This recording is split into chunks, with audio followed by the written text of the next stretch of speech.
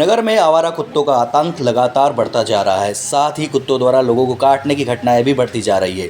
नगर में अचानक कुत्तों की संख्या में आश्चर्यजनक रूप से वृद्धि भी हुई है। ताज़ा मामले में कलेक्टर कार्यालय में पदस्थ महिला कर्मचारी को कलेक्टर कार्यालय परिसर में ही कुत्ते ने काट लिया। इस घटना से महिला बुरी तरह घायल हो गई। लोगों ने तत्काल महिला को अस्पताल पहुंचाया। सबसे बड़ा सवाल यह है कि कलेक्टर कार्यालय जैसे सुरक्षित परिसर में जब कुत्तों का आतंक है तो नगर में क्या स्थिति होगी, ये समझा जा सकता है।